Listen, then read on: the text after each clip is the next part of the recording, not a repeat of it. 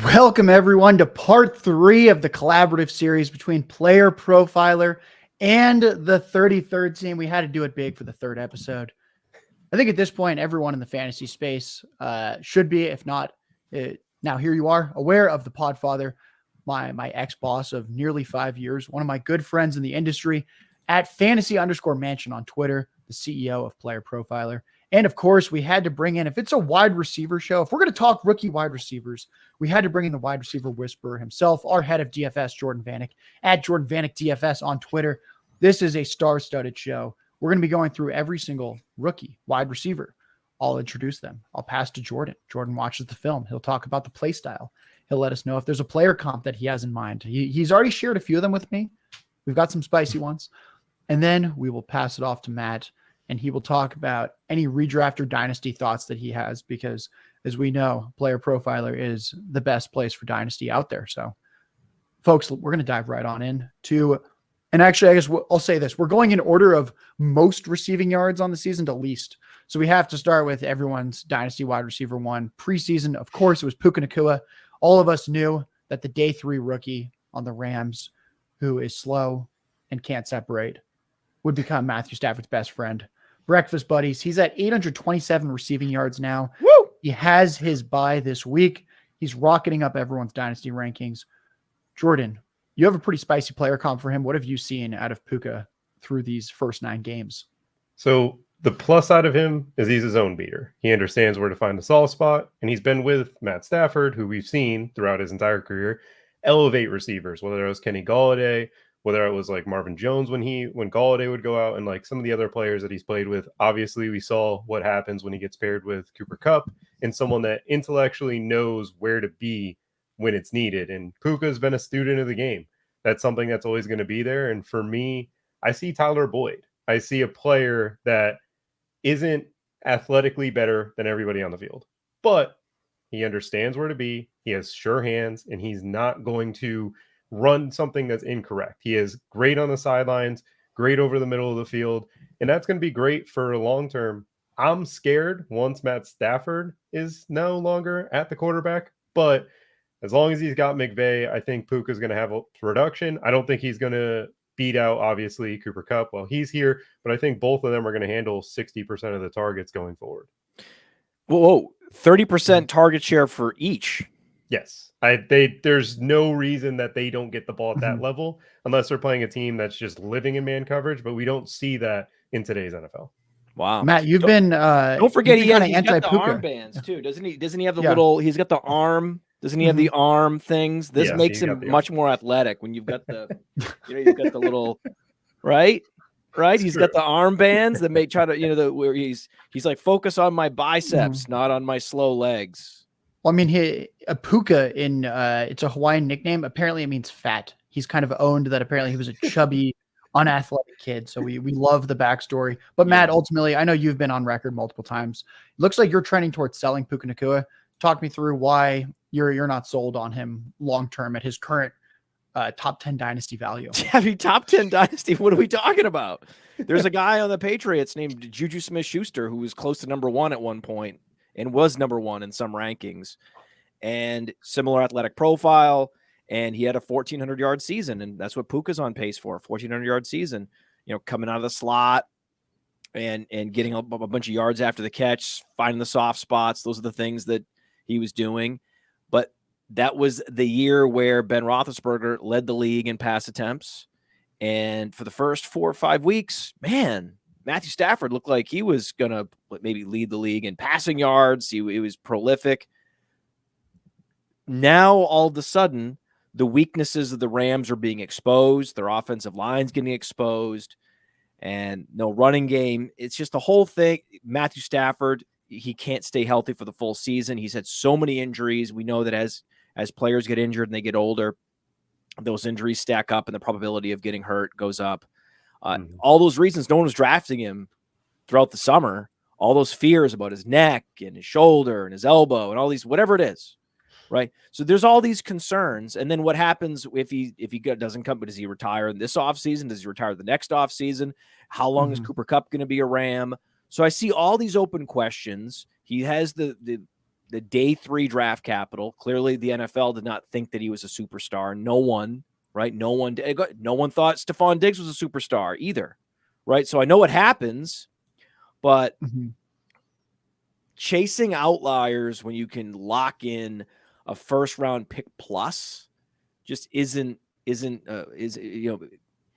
system play, right? If you're just going off of system, if you just ignore the fine grained details, ignore the tape, even ignore the stats, ignore everything. Just say, hey, a guy with this profile coming out of college in this situation, if he reaches this zenith level, what's the probability he stays there for 5 years, like a Jamar Chase is likely to stay there, versus fall like an Icarus to the ground? There's a decent chance he falls like Icarus. So I'm going to go ahead and take the first round plus in trade easily. I think this was something you should have done 3 or 4 weeks ago when you knew Cooper Kupp was about to return. You had plenty of time to get out. But now he started to put up these games with 35 yards, and it started in inefficient games where he's not targeted as much. It's like, okay, right? You're not quite getting what you could have gotten a couple weeks ago. And now you have to ask the question, what's his trade value going to be like a month from now? Again, this is the Rams. This is not this offense that's going to be putting up 30 points a game. And there's no scenario where anyone looks up and goes, yeah, this is the number one option. Yeah, he's surpassed Cooper Kupp. It's not happening this year. Like, he had a chance, right? There was a chance there. Whereas like Cooper Kupp's never going to be healthy. He's never going to get back to form, right? He's going to have another setback, and it's going to be back to the drawing board. Total lost season. No, Cooper Kupp has established that, okay, I'm healthy now, and I'm commanding more targets, and I'm just a more productive player. Because I had a year where I put up over 25 fantasy points a game. I've been here the whole time. I'm still 30 years old. I'm not 35 yet, right? He's like, last time I checked, I think I'm still in that Larry Fitzgerald zone. I think best case scenario, he's Anquan Bolden to Cooper Kupp's Larry Fitzgerald. But you get a Bolden type player that runs a 4.7, every whatever it is, decade, that's going to put up those kinds of numbers with that kind of athletic profile. And Bolden was an early round pick. He wasn't a late 5th round pick. Yep. Yeah, Matt, one thing I've learned from you, Jordan, I know you echo this a lot, is that in terms of running backs versus receivers, talent matters so much at the receiver position. One guy I think we'd all agree does have more talent, most likely, than Puka Nacua. Jordan Addison, second among rookie receivers. He's at 534 receiving yards on the season. He's not quite as obvious a buy or sell at this point. He started the season hot. Every 5th catch of his was a touchdown. Then Kirk Cousins goes down with the Achilles. We have Josh Dobbs magic. This kind of feels like a little bit of the Ryan Fitzpatrick experience, where there's a lot of excitement. He's not actually necessarily all that good of a quarterback, but we've got Fitzpatrick went to Harvard. Josh Dobbs works for NASA. So these highly intelligent journeyman type quarterbacks. I'm kind of curious what you've seen, Jordan, out of Jordan Addison through midseason, and if you still think that he's kind of a beta receiver in the NFL. Yeah, he's not. He doesn't profile to be an alpha. He profiles to be a Calvin Ridley. I think his ceiling would be, if he somehow became the alpha, would be Stephon Diggs. That's a ceiling type outcome for him. But coming out of the draft, I thought he was 1A, 1B with JSN. I absolutely loved him at USC because he's someone that doesn't lose speed when he changes direction. He wins consistently down the field. He's not someone that I want going over the middle. I don't want him to kind of take these hits from these linebackers with the measurements that he posted at that combine. But pairing it with Justin Jefferson was a perfect landing spot. I felt like this could be what Jamar Chase and T. Higgins kind of have, what Julio and Ridley kind of had, Tyreek Hill and Jalen Waddle to an extent in Miami. And that's kind of the situation that I was playing it out to be. Addison is going to win down the field. And he has shown it when against the Eagles, he showed it. Obviously, in the week 1 against the Tampa Bay Buccaneers, he showed it. The one thing that I was very impressed with was what he did against the 49ers. I'm concerned with the quarterback play of Josh Dobbs. That's not someone I want my guy that needs to win down the field to be having, because I watched a lot of Hollywood Brown get underthrown throughout his time in Arizona. Can't imagine they're going to gain a lot of chemistry going forward. But Addison is someone that I could see see going forward as a wide receiver, low end wide receiver 2. Obviously, if Justin Jefferson, maybe that money talks, maybe he finds his way out of Minnesota, probably not. And he's going to be the number 2 receiver in Minnesota going forward, similar to what we see with T. Higgins, what we saw with Ridley, what we see with Jalen Waddle right now. So that's kind of the way I see Jordan Addison, as someone who's going to give you these boom weeks. He's not going to be a consistent producer at the receiver position, but he has a lot of value down the field. Yeah, his ceiling is Devontae Smith. That's his ceiling. He's Devontae Smith. There's so many guys like him now. Like there's so many guys like him now. Deontay Johnson. There's just so many guys like him in the league. So if the peak of what he could be is Devontae Smith. I mean, he had a year like Devontae Smith did at Pitt. Yep. Right. I mean, did he get any Heisman votes that year? I mean, he could have. I know he won the Blitnikoff, but he won the Blitnikoff. But he was that good that year. I mean, we're talking about he basically got Pickett drafted. Yeah, he basically is the reason Pickett was a first round pick. So Kenny Pickett, you're welcome, Jordan Addison. But these are high end betas, right? They're high end betas. But he's the highest end beta because that year he also had 370 special teams yards. We know that's predictive of future performance. That's the Deontay Johnson corollary that, hey, this guy's just good at football. He knows his way around the football field. He knows how to leverage defenders. That year, he also had a 27% target share. That was his fully healthy year where he was all banged up at USC, did fine. But I mean, his true freshman year at Pitt had almost 90 targets. We're talking about this is a legitimately great football player. That's what he is. And he's got the requisite speed. He runs a sub 4.5 40. So he's faster than Deontay Johnson. That's why you could think, is he a fast Deontay Johnson or is he just, Devontae Smith, whatever he is? You're not allowed to be surprised when with, Justin Jefferson out, he just continues to chip away and chip away and chip away. And finally, in the last few weeks of the season, he could surpass Puka Nacua and be the receiving yards leader for this rookie class, because I see Puka fading and I don't see Jordan Addison really relenting until Justin Jefferson comes back. The problem is there's no Kirk Cousins.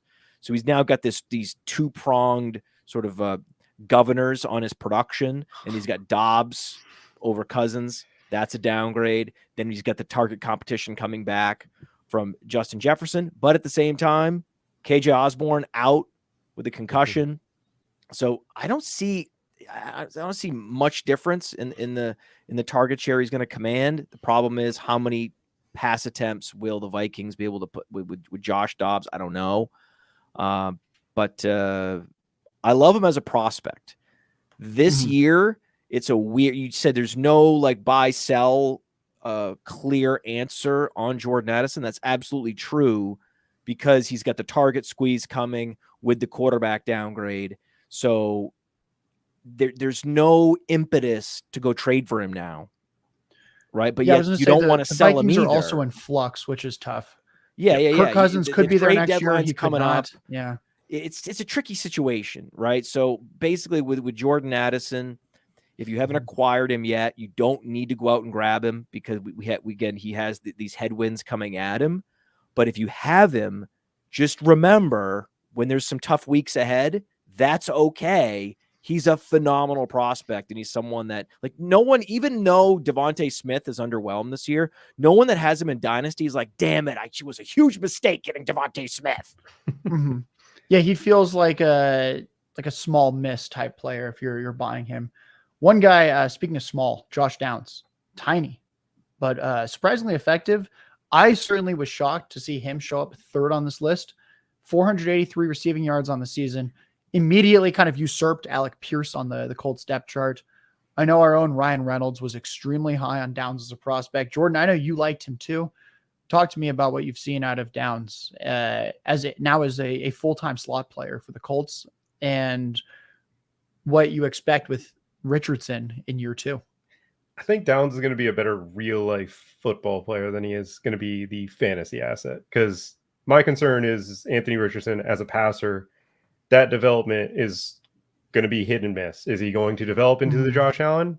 That's, outlier production there, but like he could develop into what Cam Newton was. And Downs as a player, what he did against the Browns. If you want to watch any game of him, watch him against the Browns. He's got a great play caller in Shane Steichen, but also he is a great football player. He is only a slot. He is someone that's not going to be put out wide. He's not going to be getting these, deeper targets, but his wheel route against the Browns was phenomenal, catching the huge touchdown from Gardner Minshew.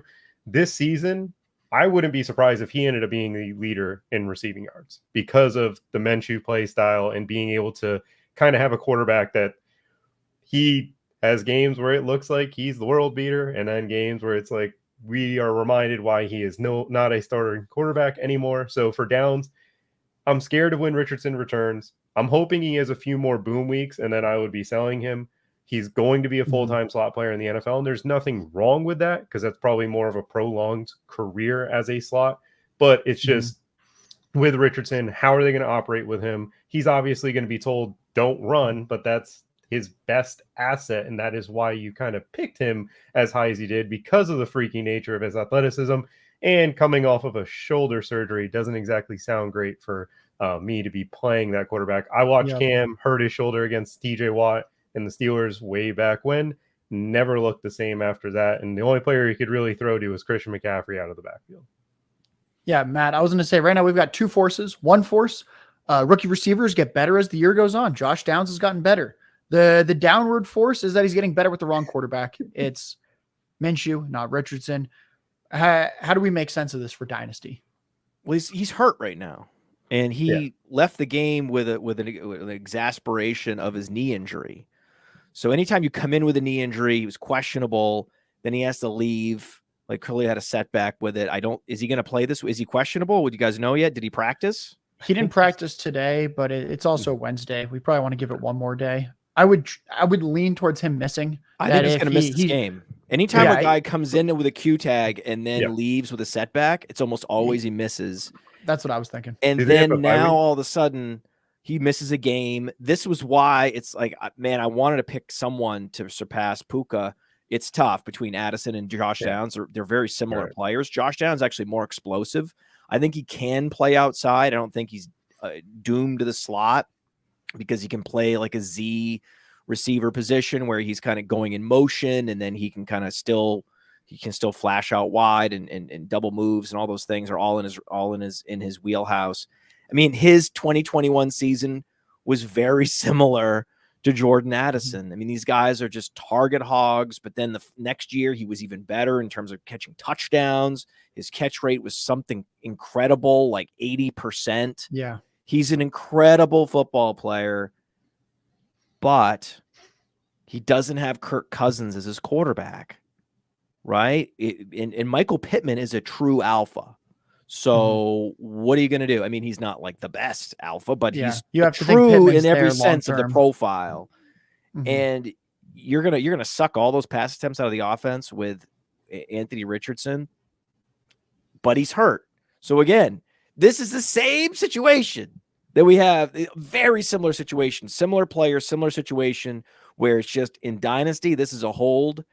You're no reason to trade for him right now. Let the season play out. But if he gets healthy week 10, 11, and then he has the Minshew for the rest of the year, absolutely in play with Minshew under center to be the receiving yards leader among the rookies. That's a real possibility. But I don't know. I hate the knee injury, man. That sucks. Yeah. Don't love the knee injury. Folks, we're talking rookie wide receivers. I'm Josh Larky, chatting with our analysts, Jordan Vanek and Matt Kelley, the Podfather.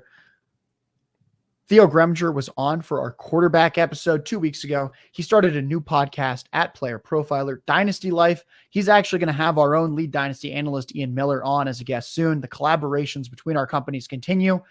Every Monday, Matt does top 10 takeaways. That is the most fun and engaging recap show out on the planet. That's every Monday morning, and he's actually going to have me on this upcoming Monday, the 13th. That's going to be a very, very good time as well. PlayerProfiler.com, everyone. Make sure you're checking it out. Make sure you're checking out all their player pages. Let's now turn to Zay Flowers. 472 yards on the season. I'll say this. I've seen some shades of Antonio Brown light.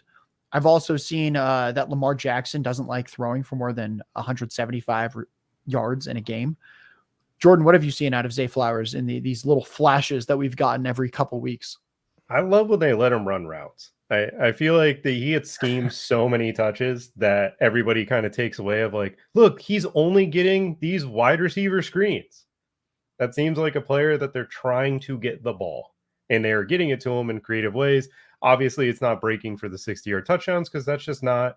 He's a good yak player. He's not a great one. His quick twitch ability is something that I love when he was at Boston College. He suffered from quarterback play at BC. It was ugly watching Phil Jerkovich try to throw the ball to him. Some of the plays that he had to make just because of an underthrown ball or just misplaced football and him going up and getting it. He's one of my favorite receivers in this draft class, but it's similar to what we just said about Josh Downs. Lamar Jackson is a good passer. He is a good one. He is not a great one. He's not someone that I expect Baltimore to let drop back 45 times because that's not the way they want to play football, because that's not how they need to win football games. Zay Flowers is someone that I think the more his route tree expands, we're going to see some of the bigger games, but I don't expect them to let him kind of play like what we would see from Jordan Addison if Kirk Cousins was back there, what we would see from some of these top guys. So for me, Zay Flowers, I think, is going to get his routes expanded. And once Baltimore maybe plays some competitive teams at home, we'll see some of the bigger games, but he's just operating within the offense, and Lamar is just having fun spreading the ball around to everybody right now. Yeah, you make a good one point. game this year for Zay Flowers, one game with 65 plus air yards. Yep. That's it. It was week 5 against Pittsburgh, right? He only was able to catch 5 of those. He's incredible. He is already one of the best route runners in the league. I'm super excited for him in the future.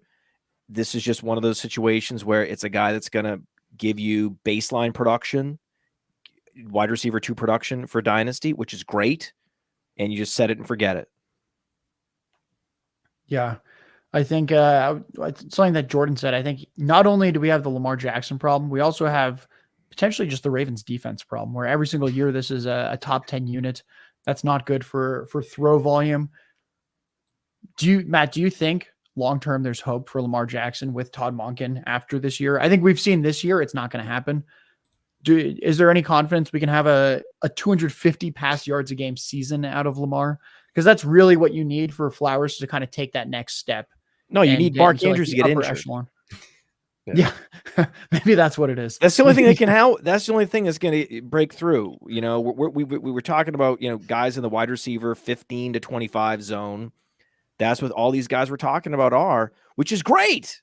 Again, this is great. I love these types of guys. I'd love to start, wide receiver 2, wide receiver 3, wide receiver 4 flex positions. They're great. It's just ceiling performances. There's a couple guys that I think you could look for, but they're probably not among these guys we've talked about yet. Jordan, you were the highest I've seen out of anyone in the industry on Tank Dell. I remember telling you that I can't get on board with a receiver who weighs less than me because I'm not a big guy. Tank Dell looks like the clear exception. You've been pounding this drum. He has 454 yards on the season already.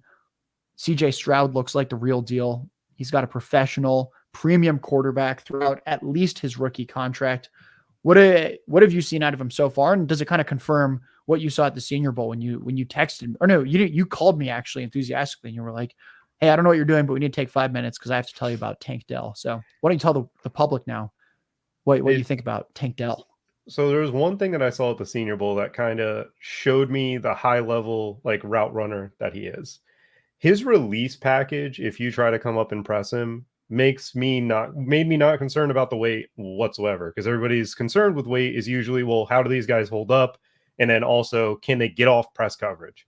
What he was doing to some of those cornerbacks at the Senior Bowl, granted, it's Senior Bowl cornerbacks. It's not guys that are going top 5 in the draft. It's not NFL corners, but he has this diamond release that he can break multiple ways, and he was destroying Jamie Robinson, whose profile is a safety, but it was what was available to me when I was watching him at the Senior Bowl. Some of the moves that he makes off the line of scrimmage is second to none, and you see the size, you think slot receiver. This man's playing over 70% of his snaps out wide. That is how they use him there. Obviously, he's paired with a Kyle Shanahan disciple, a guy that formerly worked at PFF, someone that believes in yards after the catch. And you see him making a lot of these plays. The toe tap catch that he had against Tampa Bay Buccaneers this past weekend was one of the plays that I'm thrilled to see. That shows just, obviously CJ Stroud has the confidence in him. The ball placement was amazing. And then coming down with it, getting 2 feet in bounds. This is a player that I think just has a super high ceiling. He's kind of, if you would have flipped Zay Flowers Downs into maybe Dell with CJ Stroud, I would be much higher on them. But for me, Dell is a guy that he gets open. He separates at a high level. His change of direction is second to none in this class. And he's proving to be one of the better just overall receivers. And I'm excited for him to continue to get the full route tree, the full route share, because it wasn't something he'd used starting early on in the season. But now that he's gotten on the field and what he's produced, you're seeing it just explode with CJ Stroud.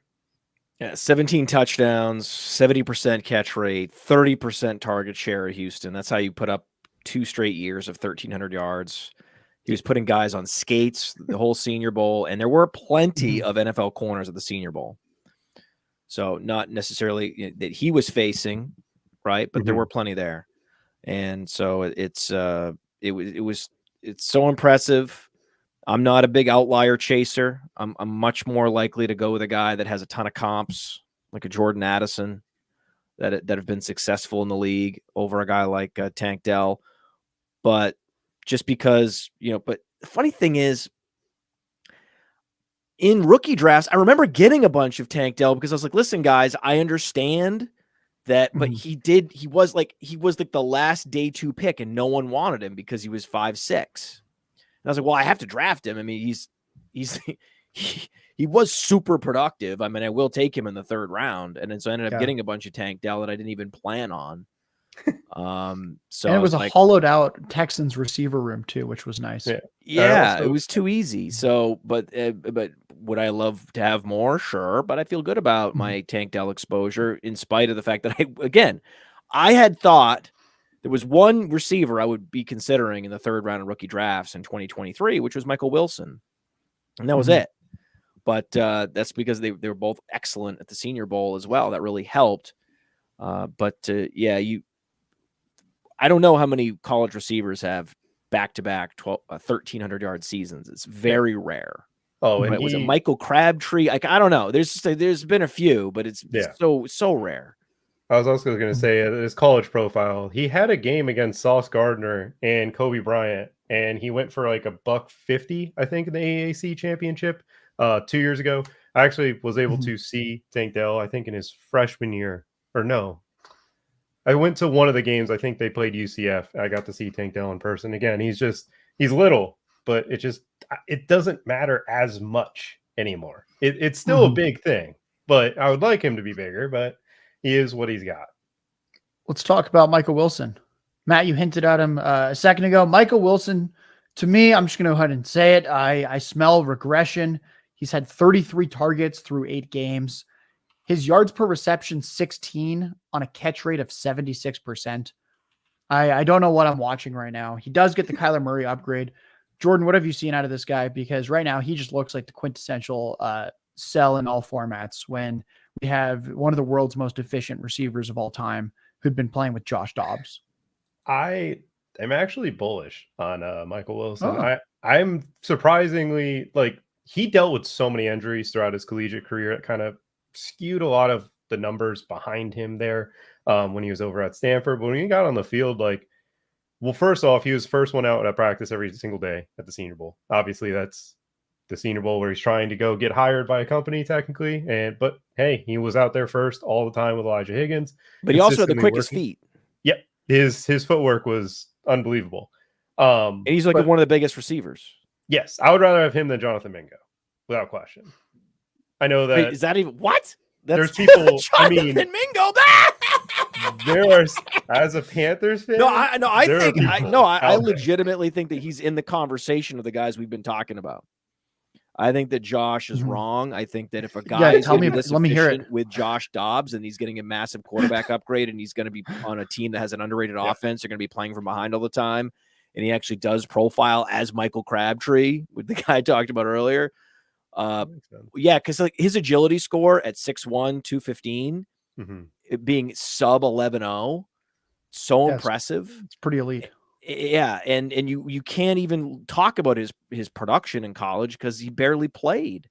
Yep. So that is what a diamond in the rough, like third rounder in rookie drafts looks like. Like they come around every few years where it's like, hey, this guy, had he not got hurt, he would have come out early. Everyone would have been talking about him. But he went to Stanford, had the injuries and all these things, and they stacked up. And now we just have a great gift, and he's still not yet priced properly. Right. Even in seasonal leagues, I think his rostership is something like 15% with Kyler Murray coming back. So I'm buying. Picking that up for Kyler. They're going to be playing from behind. Kyler's not going to want to run as much off the ACL, and he's their second best pass catcher without question. Yeah, I can't. Because not scheme touches. I'm counting true pass catching. I'd say. I'd put him ahead of Rondale Moore at this point. Pretty convincingly. Folks, we're talking rookie wide receivers, Matt Kelley, Jordan Vanek. Speaking of Jordan, his DFS main slate piece hits the 33rdteam.com each weekend. That's free to view. And he has his top 24 wide receiver rankings hitting the site later today, where he outlines his process behind his rookie receiver evals. You need to be checking that out. And I think we need to talk about Rashee Rice. 378 receiving yards, kind of becoming the wide receiver one in the Chiefs offense, though it's a little bit of a committee approach some of these weeks. Jordan, what have you seen out of, I'd say, the one big, fast, moderately productive college receiver that came out from this class? Andy Reid is going back to like 10 years ago of how we bring rookie receivers on board. He's not playing him a full-time snap share. He's like increased it some weeks when he feels like it. But Rashee Rice is definitely the number one receiver over in Kansas City. Obviously, Kelsey plays tight end, so he doesn't count for this conversation. As far as what he's going to be long-term, first off, he's paired with Patrick Mahomes. That's obviously a check mark. You want your quarterback, you want your receiver paired with one of the best quarterbacks to ever play. Second, I think he can be an alpha, but I also would love to see him paired with some of the receivers coming out in this year's class. I think that a Malik Neighbors, if he gets paired with Rashee Rice, that would be another duo that turns into one of the better duos in the league. But as of right now, Rashee Rice, he's a contested catch guy in college that has gotten better every single year. I had the opportunity to actually talk to Rhett Lashley when I was over at the Senior Bowl at the end of one of the practices, and he told me that 50-50 balls are 70-30 when it comes to Rashee Rice. Mahomes doesn't usually throw those 50-50 balls, but when Rashee Rice has gotten on the field, he's just been productive with Kansas City. I see him still developing. I don't think he's a finished product by any means. I think next year, or towards the end of this season, we're going to see him playing full-time snaps in the playoffs. And then there's a chance that he becomes a guy that is hard to buy if he performs at a high level in the postseason. We've had a lot of touchdowns. He does play with Patrick Mahomes. Matt, where are you at on Mr. Rice?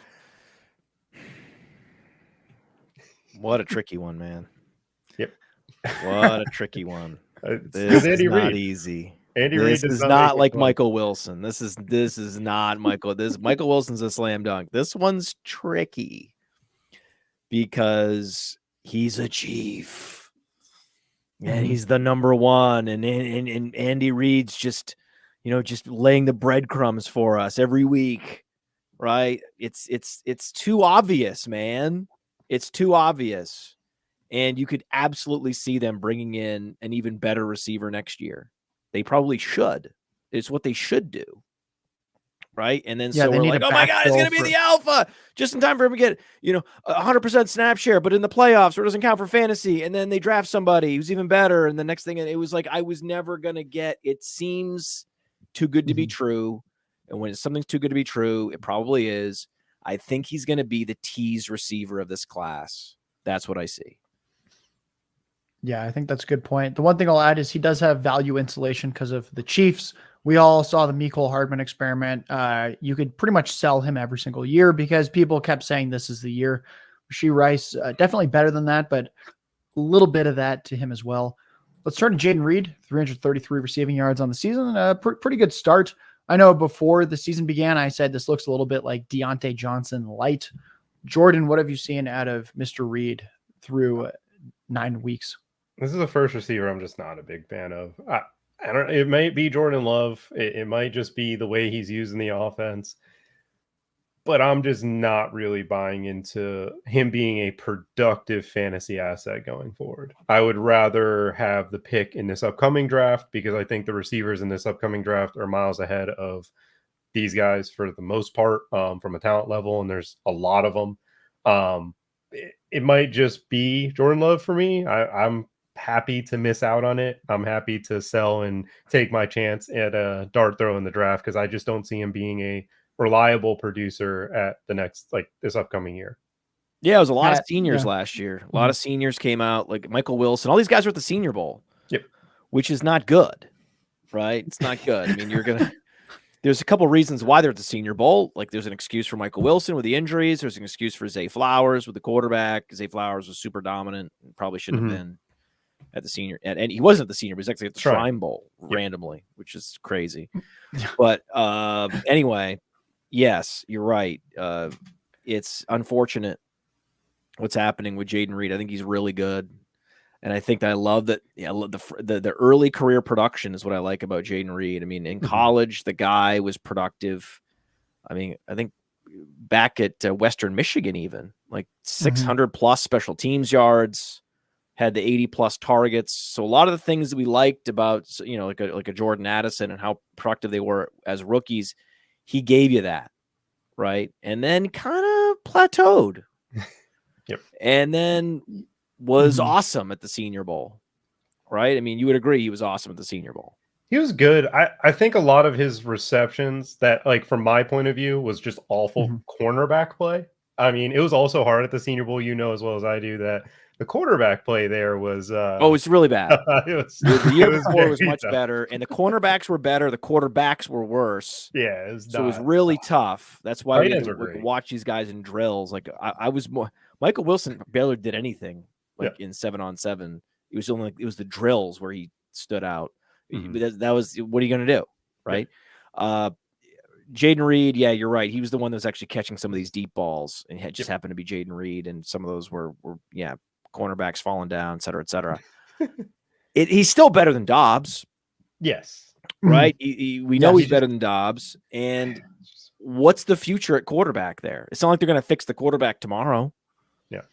Right? Yeah, the Packers are a pretty old school franchise with worst ball like placement that in the league, Josh. Yeah. So, I mean, this is yes. If you are constructing some kind of deal and you think you can get a second rounder for him, you're doing it 100%. I don't think you can. You have to wait for a boom week. Otherwise, you're getting a third rounder. And it sounds like Jordan's happy to get a third rounder. There's just not, if there's no path for a guy to be on an offense with a quality quarterback, or a quarterback's not going to be, sucking so many pass attempts out of the offense as a runner, the ceiling is just, it's not there. The one guy that we've talked about so far who you could see a year or two from now being a true alpha is Michael Wilson, right? And then the rest of these guys, it's like, longer term, what is Jayden Reed going to be? We're hoping he settles in as, a Josh Downs or a Jordan Addison with a quality quarterback. How many years from now is that? Right. So I can like a guy, and then it's like, well, Demario Douglas is actually going to give me production this week. Let's turn right to him. Matt, Demario Douglas, the most surprising name on this list. Undrafted Patriots receiver, Kendrick Bourne, torn ACL. Devontae Parker hasn't been good at football in 4 years. This looks to me like a sell. He's a sell in Dynasty, but I want him this week. I want him this week against the Colts. The So would Colts you are sell the him worst after against this? outside wide receivers. That was when Calvin Ridley had his best game all the way back in week 1, right? And even though it's the Patriots and betting on Patriots receivers, even in a streaming situation. Remember Kendrick Bourne was the streamer of the week a couple weeks ago, and then he got hurt. It was just, they're cursed, and it's a bad offense to be streaming receivers with. But I mean, if I had to pick a week where right place, right time, right? They got Kenny Moore matching up with Juju. It's the perfect situation for this week with Demario Douglas. Yeah, some of these guys are dynasty buys. Some of these guys are dynasty sells. Some of these guys are seasonal buys, like Michael Wilson. Some of these guys are weekly buys, like Demario Douglas this week. Matt, people are wondering now. Let's say Demario Douglas, 60 yards and a touchdown this week. You flip him in Dynasty. What are you trying to get? No, yes, absolutely. I hold what- on one what are more you- week. what are you the okay trade with? deadline in most Yeah. leagues isn't for another couple weeks. Yeah. So you hold on one more week. You get the boom performance from Demario Douglas. He's technically the number 1 on a team. And then that is the insta flip of all of the season. Jordan, anything to add to Douglas? It feels like a flash in the pan. Would you agree there? Yeah, he's a flash in the pan. I played him a lot in college football DFS. He was electric with Malik Willis at Liberty. It was a fun. He was like 80% played in every contest, and you kept picking him because you'd get 40. Because Malik Willis, all he did was throw deep and run, and Mario Douglas is on the other end of that one. Folks, no company out there has more free podcast video media in our space than Player Profiler. Go to playerprofiler.com, check out all the player pages, check out the podcast feed in Apple and Spotify, check out their YouTube channel, check out their slick DFS modules, the comprehensive player rankings. I couldn't be more proud to have started my career in this space at Player Profiler. Guys, we did it. We got through a couple clunkers. Let's talk about Jaxon Smith-Njigba. He only has 272 yards on the season, but he's starting to pop just a little bit. He kind of has a Geno Smith problem at this point. Fortunately, if I remember correctly, the Geno Smith contract can be gotten out of after about 1 year. So there might be some hope for him. Where there's less hope is that DK Metcalf and Tyler Lockett, both probably in Seattle through 2024, if not also 2025. Jordan, you loved JSN. How are you feeling about him now after a little bit of a shaky start? You got to put his start into full context. And it's a very difficult player to kind of get around just based off of, he was a slot player in college. Right now, it's like he's hit or miss on really getting onto the field. Obviously, Geno Smith is his quarterback. I love the play caller in Shane Waldron. What he can do with an offense is not, I wouldn't say like top tier, but he is a very, very good play caller. He comes over from the McVay style. He wanted to implement 11 personnel this year and get JSN in a full-time workload. But then his starting left tackle and right tackle get hurt in week 1. JSN breaks his hand. So he's playing off of a broken hand. It's a spot where I like the prospect. It is tough to buy him, and it is tough to really sell him at the moment because it is clear that he is behind Lockett. He's behind Metcalf. He's not going to give you much during this upcoming season. I know he's come up a little bit in recent weeks. That's also with Charles Cross returning, kind of having the trust in actually running 11 personnel. But it's clear that Geno doesn't throw well out of it. I don't know what. I know he's regressed and he's returned to a little bit of the older Geno Smith, but I still think the arm talent of Geno and everything should be producing with these 3 receivers, and the offense that they're running is getting players open. They're just not finding them. So JSN's a tough buy. I wouldn't want to sell him if I bought into him because you're just selling him for much less than what you'd want to get. Matt, the dynasty value's plummeting. Are you trying to scoop him at this point? Where are we at on Mr. Jaxon Smith-Njigba? 64 air yards through 4 games. That tells the story. Yep. Yeah. Right. The guy's not doing anything down the field. I haven't seen anything down the field yet. He is a great slot receiver. Yeah. I love Tyler Lockett at Z. I love DK Metcalf at X. It's a great configuration. But I don't love Geno Smith. I don't love all that target competition. I'm not in any hurry to trade for this guy. And if he can get a couple more performances where he's starting to recapture some Ohio State magic and make people he did 80% snap share. So the snap share spiked last week. Finally got to 80%. That was great, but that was also in garbage time where they were down 20 points to Baltimore. Yeah. We'll see. I don't trust it. And if you traded him now, if you thought, hey, this is a way to get a little bit of a rise and then trade him, I have no problem with that whatsoever. None. It was just like I had no problem with people trading Drake London. Drake London had a come up a couple weeks ago, remember? Mm-hmm. He had a couple big games, and we know what this offense is, right? What you can expect week in, week out. If you trade him now, you're not losing a lot. Like, you can always get him back in the offseason. I promise you can get JSN back in the offseason, potentially for less than you traded him for now. So there's not a big risk. Yeah, I'll add that. Him, and I'm not in any hurry to trade for him right now. Yeah, definitely not. Yeah, I was going to add DK Metcalf, Tyler Lockett. I feel like there's a lot of injury talk with them. The two of them do not really miss football games. So the idea that, we're definitely losing one of them and then we get the JSN rise, this is not a receiver room I would bet on. Just show me a downfield throw. Speaking of show me a downfield throw, that segues perfectly to Marvin Mims. He's a little under 250 receiving yards. I remember through the first 4 weeks, he was averaging about 7 yards per route run. It was ridiculous.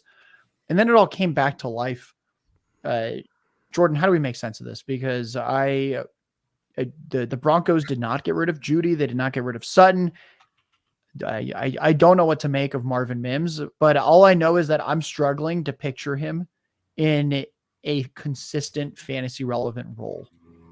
It is very, very difficult to trust Sean Payton in what he is doing with Marvin Mims.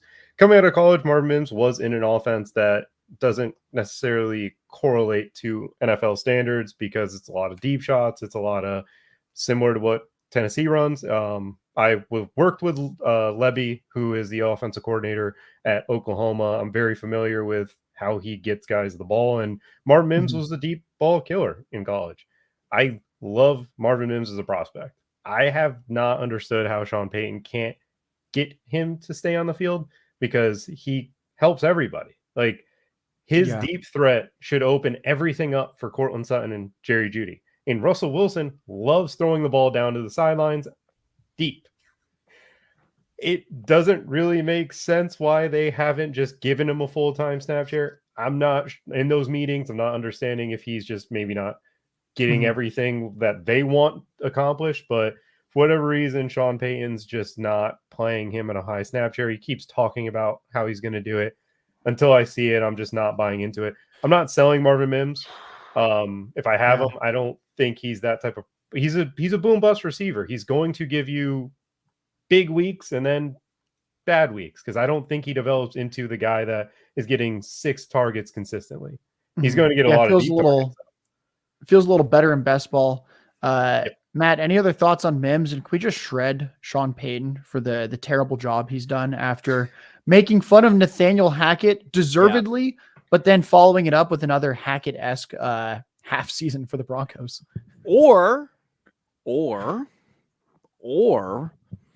all of us are just circle jerking with these coaches, and it's not really about Hackett or Sean Payton. It's about the players. It's about their offensive line. It went from one of the better offensive lines in the league to one of the worst. It's about the fact that Jerry Jeudy was the most overrated wide receiver in the league, and someone finally said it. Thank you, Steve Smith. Yeah. Right? I was wrong about Cortland Sutton. That, I like players like that, and he's going to be one of those guys that's going to get me. Right? He is going to. That's, if you want to pick a type of wide receiver that's going to trick the hell out of me in a lab, it's going to be, Cortland Sutton. You want to make him out of, molecules. Okay. Marvin Mims is going to be something soon because those guys are gone. Unfortunately, Sean Payton's going to be back, but I don't really care much because I think that coach analysis is sort of a red herring a lot of times.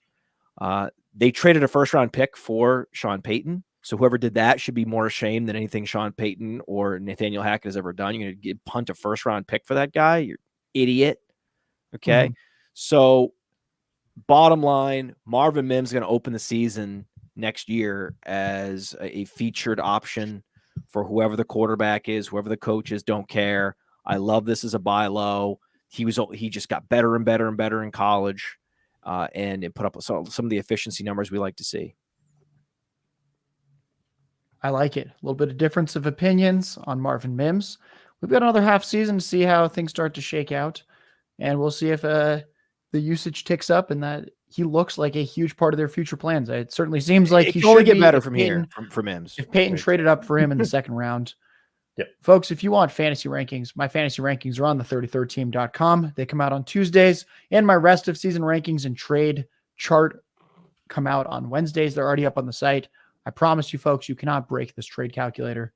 I try to do it every week. Ryan Reynolds tries to do it every week. We have not yet found a trade that ruins you for fantasy football. You cannot do a weird 3-for-1 for Christian McCaffrey. That's always a big one out there is if you can get Christian McCaffrey and not give up a premium player, you're doing something wrong. I would say we're doing something right with our trade calculator. Let's turn to Jalin Hyatt. I know Ryan Reynolds has said he doesn't expect the Giants to win another game this year. I'm inclined to agree with him. Jalin Hyatt, I have no idea what they're doing at the quarterback position. I do trust Brian Daboll in the front office to hopefully make some good decisions down the line. I'd put them as an above average decision-making group for the most part outside of the Daniel Jones contract. Jalin Hyatt, just over 200 yards on the season. Is this just a deep threat or is there a little more here, Jordan? I love Jalin Hyatt. From what I've seen on film, he is a deep threat. He wins pretty consistently. He just doesn't have the situation to actually show it. And if the Giants don't win another game, what does his value go if Caleb Williams is his quarterback, Drake May is his quarterback next year? It has to skyrocket. And for me, I think Hyatt has shown more on these comeback routes than I expected him to do in his rookie season. And I know Daboll schemes him up pretty well. Kafka obviously is using him as a deep threat. They're probably going to be back next year because they didn't buy into this. They had this quick turnaround, made the playoffs when they shouldn't have, and now their quarterback's hurt. Now they're in a spot where they might get themselves a franchise-level quarterback. The offensive line has been horrible. The situation's been horrible for him. When he had Tyrod out there, you saw Hyatt get these deeper targets and actually connect on some of them.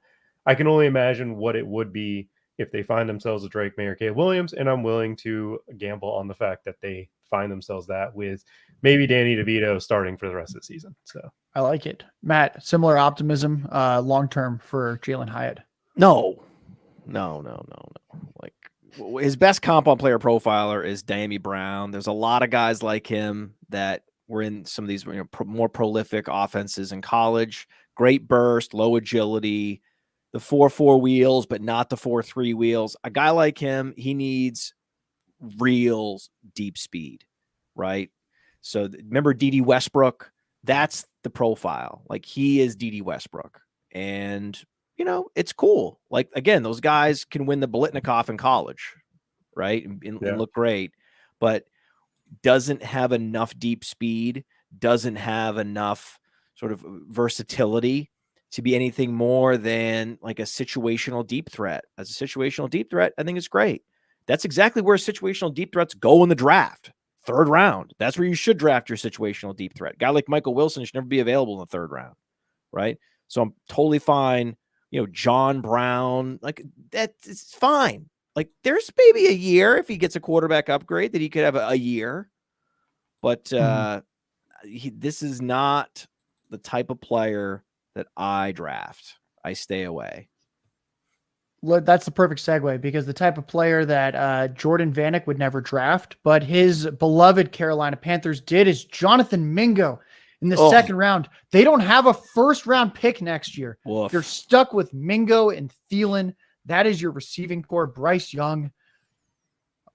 Terrible. Let me take a deep breath. Jordan, you have to live with this guy each and every week on Sundays and see him out there on the field. He has 200 yards through 9 weeks. At least Hyatt has situational value. Yeah, no. At least Hyatt's like a tactical weapon to Yeah. like Well, create space. I'll say this about Mingo. He looks like a great receiver. You take the shoulder pads off and you put him in a line with all starting receivers, you'd probably pick that guy. Tommy He doesn't Streeter. play like one. He doesn't have separation ability. Like, he Workout doesn't have warrior. quick twitch. Like, he looks the part, and I have no problem if Mingo was my number 3. And because he blocks pretty well, like he could do like the nitty-gritty type stuff. But I have no interest in this guy at all for fantasy football. I just don't see it. I don't see any smoothness in his routes. That's something that's important to me. He doesn't have any elite speed. He can't win deep. So it's like Lane Kiffin, if Lane Kiffin can't get you the ball, that says a lot. Couldn't separate in college.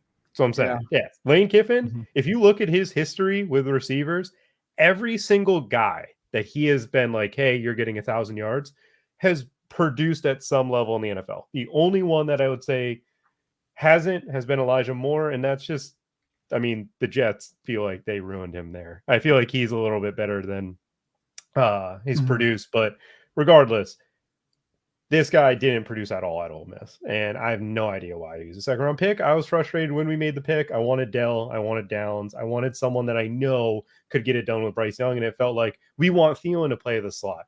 Josh Downs have been just like the ideal pick there. That's where he was mocked. Josh Downs was mocked in that slot. Yeah. And Josh Downs would have been an unbelievable fit. You can see Josh Downs being in like an Alabama type player. I can totally see Josh Downs and Bryce Young having a great chemistry. It's a real shame. Yeah, it's been so apparent just when you see the outrageous usage Thielen gets. In some ways, that's maybe Thielen's still not dead yet.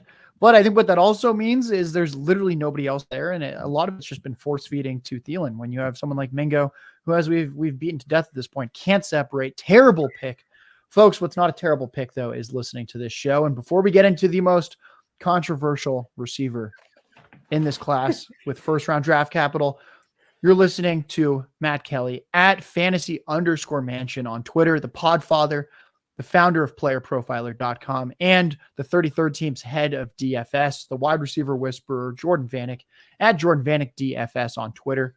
Make sure you're checking out the 33rdteam.com. Make sure you're checking out PlayerProfiler.com. I'm Josh Larky, and let's close out the show with one Quentin Johnston. My beloved Chargers took him in the first round. So far, things have not panned out. He's talked about last, not just because he's controversial, but because he is by far last on this list with only 128 receiving yards through 9 weeks. Jordan, you called me yesterday and you explained on the phone there is a little bit of hope. Before we get the bear case from Matt, let's get a little bit of the bull case for why this disastrous start isn't the end of the world for Quentin Johnston. If you bought into this guy as a first-round pick in Dynasty, as everything of a he's going to do it right away, that's on you, because he was always going to be a developmental piece. And yes, you can yell at the Chargers for picking him in the first round, for making you believe that this guy's going to do it right away. Watching his college tape told me everything I kind of needed to know. He was a body catcher. He was someone that struggled really getting his hands on the football. He's a bigger body dude. He's an athletic specimen, but he's not an elite one like he was getting hyped up to be. And why I believe that I'm not necessarily going out of my way to buy him, but if someone just wants to get rid of cut their losses significantly, I have an interest in taking him because he is paired with Justin Herbert for a little bit. And right now it's clear that they're not using him in any way, shape, or form the way that he should be used. Over 50% of his route tree is 7 to 9 routes. It's just, hey, run deep. And Justin Herbert, if it's not there right away, he is turning to Keenan Allen. He is turning to Josh Palmer, turning to Austin Eckler, Gerald Everett, and just checking it down. That is not in Justin Herbert's game. That is not the way that he operates. He does not want to give you these contested catches. And Quentin Johnston wasn't really good at it coming out of college. If you bought him in the first round, that's on you for making that mistake.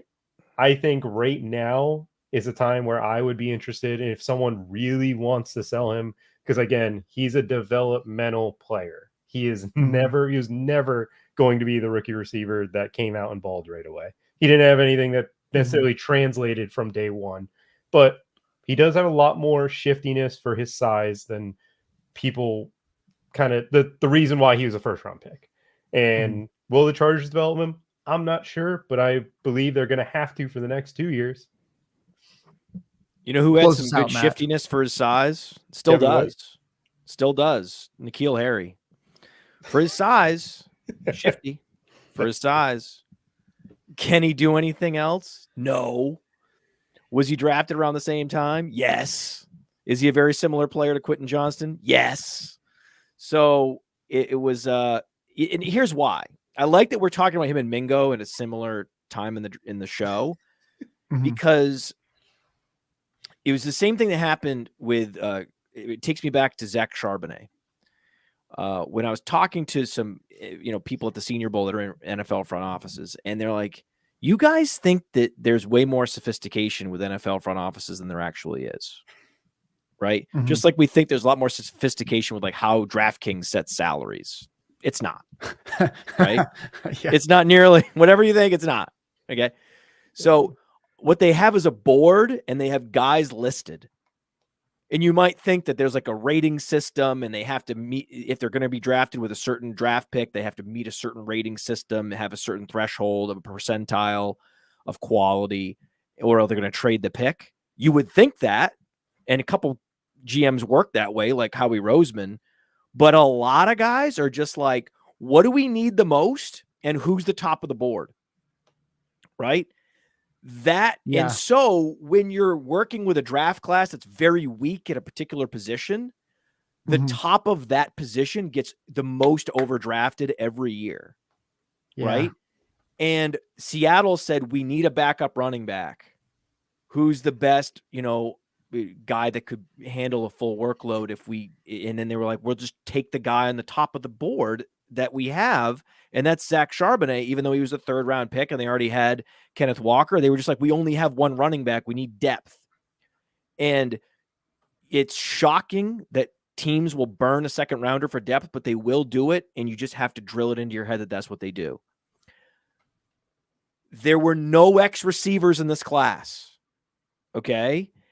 And you could argue it was Michael Wilson, but he had so little college tape that no one trusted it. They said he was injury prone, whatever the hell you want to do. Okay. I can't force you to understand what Michael Wilson is. Okay. They had Quentin Johnston and Jonathan Mingo as choices at X receiver. And they're like, we really need to move on eventually from Mike Williams, or in the case of Carolina, they needed an X receiver. And instead of just getting the best receiver, they said, no, we need an X receiver. And we just have to take the top of the board. It doesn't matter if his rating is like 4th round pick. That's the same thing. New England needed a field stretcher. So what did they do? They took the best one on the board. It was Tyquan Thornton. Even though George Pickens was there. Made no fucking sense. That's what they do. That's how unsophisticated these teams actually are. That's how this happens. We just have to recognize when it's happening and not imbue so much value onto the guy because he was a 1st round pick or he was a 2nd round pick, and realize what was happening behind the scenes that got this guy drafted. What Mingo was a top 40 pick. That's absurd. In any other draft class, when there's other guys that are 6'2", 210, he's not going there. Same thing with Quentin Johnston just happened to be the best. So he got drafted in the 1st round because he was the best. It was probably the worst draft class for X receivers in the history of the NFL. So that's what's going to happen, right? He has no hands. He doesn't have deep speed. He doesn't have crisp route running.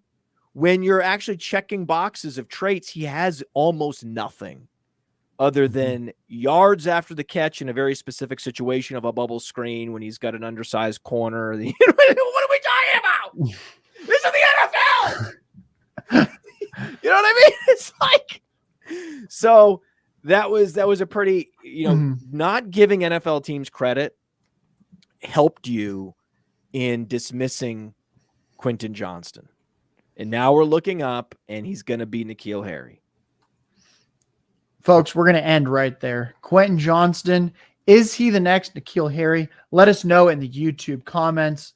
Let Matt know at fantasy_mansion on Twitter. Let Jordan know at Jordan Vanek DFS on Twitter. I'm Josh Larky. From myself, from Matt Kelley, from Jordan Vanek, from the 33rd team, from Player Profiler. Thank you, everyone.